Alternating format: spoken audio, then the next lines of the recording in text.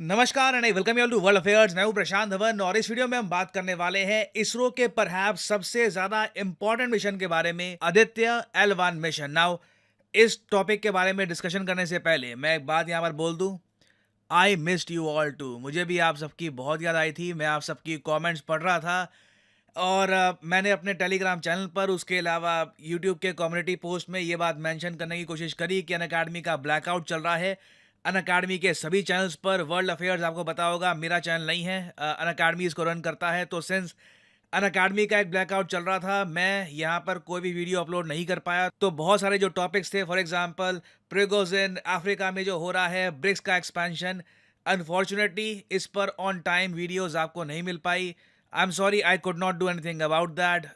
कोशिश करेंगे इन सब टॉपिक्स को कवर करने की। बट अबव एवरीथिंग मैं आप सबको एक बार बता दूं कि मुझे आप सबकी बहुत याद आई थी। मैं लिटरली बैठ कर बस कमेंट्स पढ़ रहा था। कुछ लोग कमेंट में लिख रहे थे कि मैं मर गया, मेरी शादी हो गई या कुछ हो गया। नहीं, फॉर्चुनेटली इन तीनों में से कुछ भी नहीं हुआ है। बट हाँ, पिछले कुछ दिनों में मुझे भी एक रियलाइजेशन हुई कि आप लोग मेरी लाइफ के भी एक इम्पॉर्टेंट पार्ट बन चुके हैं। Above views, above YouTube, everything. आपका और मेरा एक बहुत ही एक डीप कनेक्शन है। We like to discuss geopolitics, we like to discuss important topics. तो चलिए वापस अपनी जर्नी को रीस्टार्ट करते हैं। ऑलराइट, सो यहाँ पर आप देख पाओगे ये है हमारा सोलर सिस्टम। आपको सारे प्लैनेट्स यहाँ पे आप देख जाएगा, ये सन है। ऑलराइट, और सन को ऑर्बिट करते हुए सारे प्लैनेट्स, मरकरी, वीनस, अर्थ, मार्स, ये सब आपको दिख जाएंगे। और आप अगर इंडिया के पर्सपेक्टिव से देखो, India is a very special country. अगर हम अर्थ पे जूम इन करें और अर्थ को अगर मैं थोड़ा सा स्लो करूं ओवर हेयर, सो यहाँ पे आप देख पाएंगे ये है हमारा प्यारा भारत। और हमारे प्यारे भारत ने पिछले 10 सालों में इस सोलर सिस्टम को समझने का काफी प्रयास किया है। आप अगर देखें तो हमने पहली बात तो चंद्रयान 1, 2, 3 के अंडर मून को समझने का प्रयास किया। उसके बाद हमने मार्स पर एक ऑर्बिटर भेजा, मार्स ऑर्बिटर मिशन, जो अपने आप में एक ऐतिहासिक मिशन था। और अब देखिए हमारा फोकस है सन। जी हाँ, सोलर सिस्टम का केंद्र, परहैप्स हमारे सोलर सिस्टम का सबसे इंपॉर्टेंट पार्ट, द सन। और सूर्य को समझने के लिए, सूर्य का जो इम्पैक्ट है पूरे सोलर सिस्टम पर, इसको समझने के लिए ही बनाया गया है आदित्य L1 मिशन इसरो द्वारा। और मैं आपको ये बता दूं, अभी तक ना इस टाइप का मिशन सिर्फ US, European union, perhaps Germany, US के साथ एक छोटी सी कोलैबोरेशन के अंडर सिर्फ यही कंट्रीज कर पाए हैं। उसके अलावा चाइना, रशिया, किसी भी कंट्री ने सन की तरफ एक मिशन लॉन्च नहीं किया है। तो आदित्य L1 मिशन हिस्टोरिक है।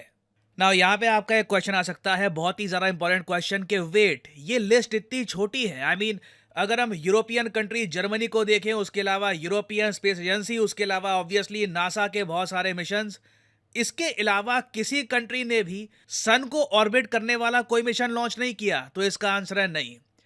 देखिए, मून पर हमें यह पता है कि हम लोग फोर्थ कंट्री थे, चौथे देश थे जिसने मून पर सॉफ्ट लैंडिंग करी थी। बट अगर हम बात करते हैं सन को ऑर्बिट करने के मामले में, तो यहां पे ना आपको रशियंस दिखेंगे, ना चाइनीज दिखेंगे। जी हां, यूएसएसआर ने भी अपनी पीक पर सन को ऑर्बिट करने वाला कोई भी मिशन नहीं बनाया था। और पीपल्स रिपब्लिक ऑफ चाइना ने भी इस टाइप का मिशन लॉन्च नहीं किया है।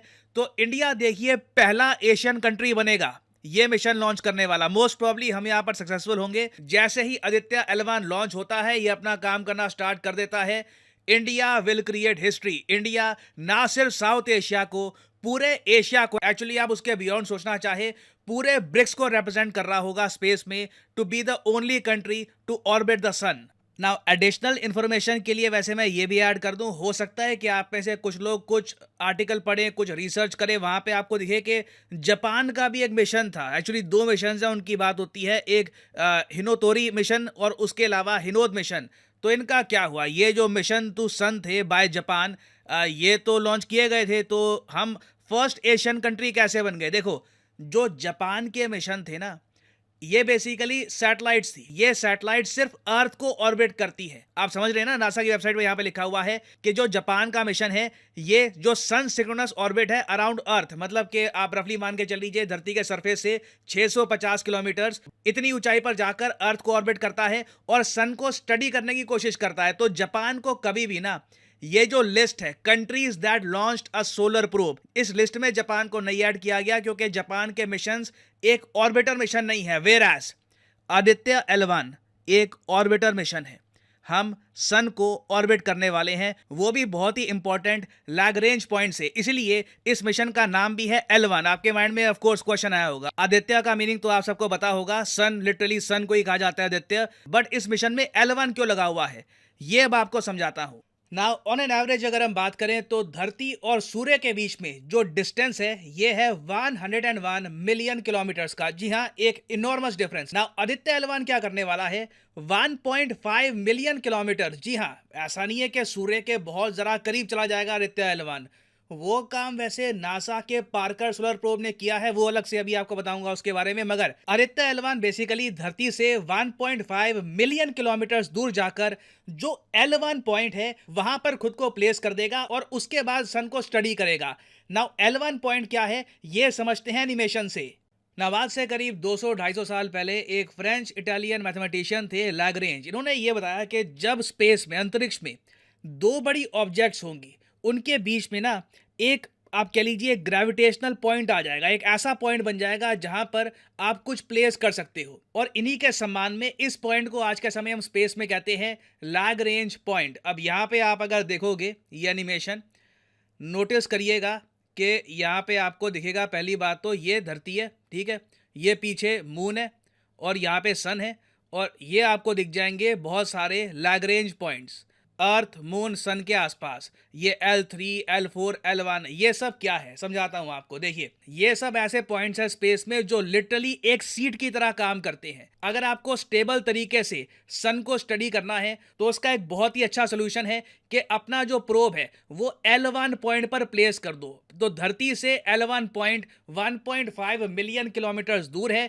इसरो आदित्य मिशन को L1 पॉइंट पर प्लेस कर देगा और L1 पॉइंट से ही ये मिशन सन को स्टडी करता रहेगा, ऑब्वियसली ऑर्बिट करते हुए भी। तो इससे एक बात तो यहां पर क्लियर हो गई होगी कि आदित्य L1 सन पर कोई लैंडिंग या फिर सन के बहुत ज्यादा करीब नहीं जाएगा। ऑब्वियसली हम नहीं कर सकते, प्रोब डिस्ट्रॉय हो जाएगा, तो इसलिए L1 पर इसको प्लेस कर दिया जाएगा। और L1 में भी मैं आपको ये बताऊं, ऐसा नहीं है कि वहां पर एक कंफर्टेबल सोफा है कि L1 पॉइंट पर बस आपने आदित्य को प्लेस कर दिया और वो स्टडी करता रहेगा। L1 पॉइंट भी अपने आप में थोड़ा सा अनस्टेबल है, तो L1 में भी ना ये छोटे छोटे ऑर्बिट करता रहेगा आदित्य L1 मिशन, और इसी तरीके से ये सन को स्टडी करेगा। नाउ अगर आप ये पूछ रहे हैं कि सन के हम और ज़्यादा करीब नहीं जा सकते, देखिए ये काम किया था नासा के पार्कर सोलर प्रोब ने। ये थोड़ा सा आपको अलग से दिखाता हूँ। अच्छा, अब यहाँ पर आप देख पाओगे, ये आपको दिख रहा है सोलर सिस्टम, और यहाँ पे आप नोटिस करोगे ये आपको दिख जाएगा इधर, यहाँ पे मैं अगर जूम इन करूँ, ये प्लैनेट अर्थ है। नाउ अर्थ से ना नासा ने आज से कई साल पहले एक मिशन लॉन्च किया था, ये है पार्कर सोलर प्रोब। आप देख पा रहे हैं जो पार्कर सोलर प्रोब का ऑर्बिट है, ये आप देख पा रहे होगे किस तरीके से ये सन को ऑर्बिट कर रहा है। और पार्कर सोलर प्रोब एक अपने आप में इंजीनियरिंग मास्टरपीस है। इसको काफ़ी बार कहा जाता है कि शायद ह्यूमन बींग्स ने इससे तेज ऑब्जेक्ट बनाई नहीं है, क्योंकि जिस स्पीड से ये सन को ऑर्बिट करता है इट इज़ इनसेन। और आप जान के हैरान होंगे, पार्कर सोलर प्रोब, अगर मैं इस पर जूम इन करूँ, ये बहुत ही इंटरेस्टिंग डिज़ाइन है इसका। इसके एक्चुअली सामने एक शील्ड लगी हुई है जो इसको सन की जो हीट है, जो गर्मी है, जो रेज है, उसे बचा कर रखती है। ये है पार्कर सोलर प्रोब। ऑब्वियसली जो ये कलर है इस शील्ड का वाइट रहेगा, ताकि जितना डैमेज कम हो सके प्रोब को उतना हम कम कर पाए। और यहाँ पे आप देख पाओगे ये नज़ारा है पार्कर सोलर प्रोब का, सामने सन है, इस तरीके से ये सन को ऑर्बिट करता है। और सबसे करीब ये सन के गया था जब ये सन से सिर्फ 8.5 मिलियन किलोमीटर दूर था। जी हाँ, मिलियन किलोमीटर्स। अगेन हम यहाँ पे इनॉर्मस डिस्टेंसेस की बात कर रहे हैं। तो नासा का जो पार्कर सोलर प्रोब है ये अपने आप पे एक इंजीनियरिंग मार्वल है। नासा की वेबसाइट पे आप देखोगे तो यहाँ पे साफ साफ कहते हैं कि नासा ने लिटरली सोलर एटमॉस्फेयर को एंटर किया। आप ऑलमोस्ट कह सकते हैं सन का जो एटमॉस्फेरिक प्रेशर है, जो सोलर एटमॉस्फेयर है सन का, उसको टच भी किया है। और ये ऐतिहासिक था दुनिया के लिए। तो जितना करीब पार्कर सोलर प्रोब जा रहा है उतना करीब तो नहीं जाने वाले हम सन के, बट आदित्य L1 भी देखिए सन को समझने में एक क्रिटिकल रोल निभाएगा। और देखिए सन को समझना इंपॉर्टेंट भी है, क्योंकि आप अगर हमारा सोलर सिस्टम देखो तो उसमें सबसे इंपॉर्टेंट सेंट्रल जो ऑब्जेक्ट है ये है द सन। सन से ही बताया जाता है पूरे सोलर सिस्टम का ओरिजिन हुआ है। अगर नहीं हुआ, सारे प्लैनेट्स कहीं और से आए हैं, तब भी आप अगर देखो तो सन की वजह से ही ये सोलर सिस्टम अपनी प्लेस में है। आज के समय अर्थ पे लाइफ है, तो हमें समझना बहुत ही इंपॉर्टेंट है कि सन किस तरीके से बिहेव करता है, यहाँ पे सोलर फ्लेयर्स कैसे रिएक्ट करती है। सन को स्टडी करना बहुत ही इंपॉर्टेंट है अगर आप सोलर सिस्टम की जो फॉर्मेशन है इसको समझना चाहते हैं, बेसिकली अपनी दुनिया को समझना चाहते हैं। तो देखिए, आदित्य L1 से related in the future most probably कल या परसों एक अपडेटेड वीडियो मैं और ले आऊंगा। उसमें और डिटेल में आपको बताऊंगा कि सन को किस तरीके से स्टडी किया जाएगा और दुनिया का क्या रिएक्शन रहता है आदित्य L1 को लेकर। अभी के लिए मैं उम्मीद करता हूं कि आपको एक प्रॉपर आइडिया लग गया होगा कि आदित्य L1 मिशन किस बारे में है, बाकी किन कंट्रीज के प्रोब हैं जो सन को ऑर्बिट कर चुके हैं, and why studying the sun is so important. और फाइनली यहाँ पे मैं आपसे पूछूंगा एक क्वेश्चन ये भी, I miss this so much. मैं लिटरली कहूँगा, पता है क्या बात, मॉनेटरी बेनिफिट्स, यूट्यूब व्यूज, उसके बहुत ज़रा आगे जा चुकी है। You guys have become a part of my life and I hope के हम कॉन्स्टेंटली इस तरीके से कनेक्टेड रहे एंड ऐसा ना हो इन द फ्यूचर, ऐसे गैप्स ना आए। But anyway, so which countries prime minister was granted the grand cross of order? हाल ही में किस कंट्री के पीएम को grand cross of order Greece ने दिया था 2023 में? यह है यहाँ पे आपकी options. China, USA, Japan, India. Recently इस पर बहुत आर्टिकल पब्लिश हुए थे। अनफॉर्चुनेटली इस टॉपिक पर मैं वीडियो बना नहीं पाया, कोशिश करूंगा कुछ इस पर अपडेट्स आती हैं तो मैं कुछ एक वीडियो आपके लिए लेकर आऊं। बट अभी के लिए क्वेश्चन का आंसर करिए। जो लोग सही आंसर देंगे उनकी कमेंट को मैं हार्ट दे दूंगा ताकि बाकी लोग समझ पाएं कि सही आंसर क्या है। और फाइनली यहाँ पर मैं ये भी ऐड कर दूं कि आप किसी भी एग्जाम की तैयारी कर रहे हैं, चाहे एसएससी, यूपीएससी, बैंक, आप परचेज कर सकते हैं अनअकैडमी के क्वालिटी कोर्सेज। कमेंट सेक्शन में जाइए, पिन कमेंट में यहाँ पे आपको मिलेंगे link. For example let's say आपको प्रिपेयर करना है यूपीएससी के एग्जाम के लिए, तो यूपीएससी के लिंक पर यहाँ पर करिए क्लिक और यहाँ पे आप परचेज कर पाएंगे अनअकैडमी का यूपीएससी कोर्स। बट जो प्राइसेस यहाँ पर लिखे हैं, don't ever pay these prices. Simply यहाँ पर कोड डालिए PD10 and the prices will start following and you will be able to save a lot of money. So use the code PD10 and save money. और इसी note के साथ ये है video का अंत। Thank you for listening. May the gods watch over you.